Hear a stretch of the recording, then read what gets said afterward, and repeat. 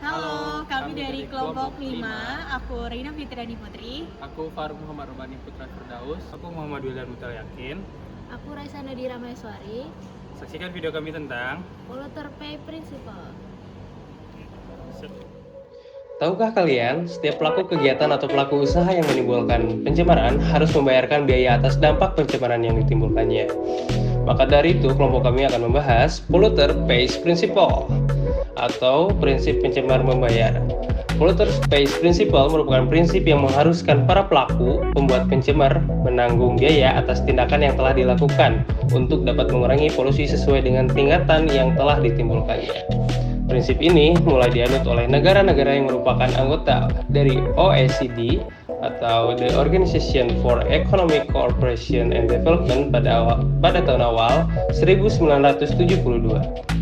Beberapa contoh penerapan Polluter Pays Principle di Indonesia diantaranya seperti perusahaan rumahan, seperti laundry yang dapat diproses hukum apabila membuang limbah cucian ke sungai.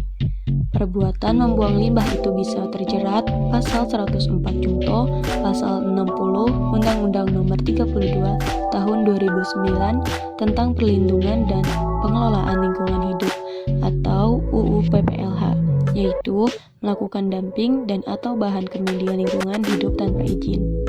Yang kedua, ada PT Pria sebagai perusahaan pengelolaan limbah B3 yang telah melakukan penimbunan yang menimbulkan pencemaran lingkungan wajib untuk memberikan pertanggungjawaban atas dampak yang telah ditimbulkan.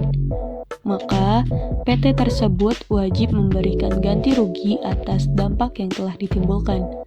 Pertanggungjawaban tersebut sejalan dengan ketentuan Undang-Undang PPLH yang mengatur tentang sistem pencemaran membayar atau biasa disebut Polluter Pays Principle yang merupakan bagian dari tanggung jawab korporasi dalam pengelolaan lingkungan.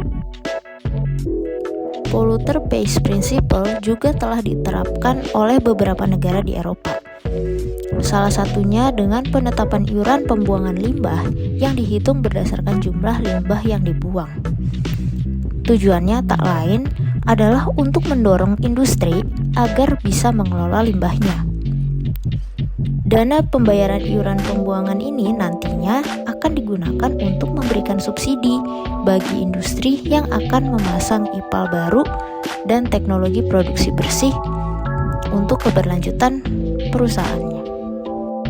Negara Belanda yang juga merupakan anggota dari OECD atau The Organization for Economic Cooperation and Development secara tegas telah menetapkan prinsip Polluter Pay Principle dalam peraturan perundang-undangan mereka, terutama di sektor lingkungan.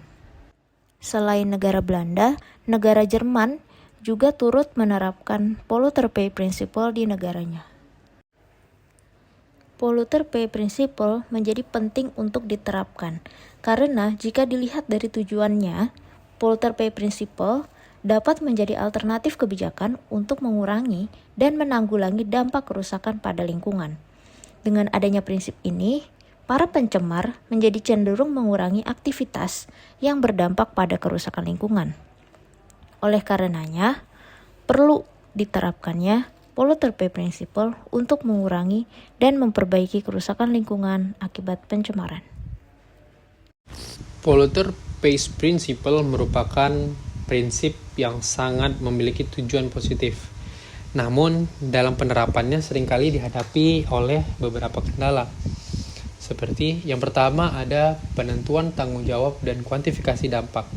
Menentukan siapa yang bertanggung jawab dan seberapa besar dampak yang disebabkan oleh suatu entitas bisa sulit, terutama di lingkungan yang kompleks. Menetapkan penyebab polusi atau kerusakan dapat menjadi perdebatan dan memakan waktu yang lama. Kemudian, yang kedua ada ketidakpastian dampak lingkungan. Seperti yang kita ketahui, ketidakpastian tentang dampak lingkungan suatu kegiatan dapat menjadi kendala. Mengukur secara akurat dan memetakan kembali dampak tersebut ke penyebab yang spesifik bisa menjadi tugas yang sangat sulit karena cukup memakan waktu yang lama. Yang ketiga ada perlawanan dari pihak yang terkena dampak. Sebuah entitas atau industri yang dikenai pajak lingkungan mungkin akan melawan dan menentang prinsip ini, terutama jika mereka percaya bahwa pajak tersebut tidak adil atau dapat merugikan keberlanjutan bisnis atau industri mereka. Yang keempat, ada ketidaksetaraan dalam penerapan global. Seperti yang kita ketahui juga bahwa penerapan Polluter Pays Principle mungkin tidak seragam di seluruh dunia. Pastinya ada negara yang menggunakan prinsip ini dan ada juga yang tidak menggunakan prinsip ini. Sebagai sebuah perusahaan atau industri, mereka tentunya akan mencari di mana pajak lingkungan ini tidak diberlakukan dan mereka akan melakukan kegiatan ekonomi mereka di sana. Kemudian yang kelima adalah penentuan tarif pajak yang tepat. Menentukan tarif pajak yang tepat untuk setiap jenis aktivitas atau sektor industri bisa menjadi tugas yang sulit, di mana tarif yang terlalu rendah mungkin tidak memberikan insentif yang cukup untuk mengurangi dampak lingkungan. Sementara tarif terlalu tinggi dapat membebani perusahaan dan berpotensi merugikan pertumbuhan ekonomi. Kemudian ada keterbatasan kapasitas pemerintah. Penerapan prinsip ini memerlukan kapasitas pemerintah yang cukup untuk mengelola dan menegakkan kebijakan dengan efektif. Selanjutnya yang terakhir, ada keberlanjutan kebijakan dan tekanan industri. Perubahan politik atau tekanan industri dapat mengancam keberlanjutan penerapan prinsip ini. Pergantian pemerintahan atau perubahan kebijakan tentunya akan mengakibatkan penurunan atau penghapusan pajak lingkungan. Nah, dari pembahasan tadi, kalian jadi tahu kan tentang apa itu Polluter Pays Principle, dari mulai sejarah singkat, pengertian, penerapannya di luar negeri, di Indonesia, serta kampanye pendukung kebijakan Polluter Pays Principle, dan juga kendala ketika kita mau menggunakan kebijakan ini di dalam negeri.